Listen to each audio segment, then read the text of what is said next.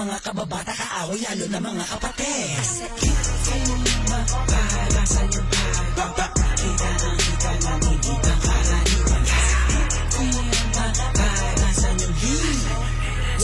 Fucking Sa Yes, I like the man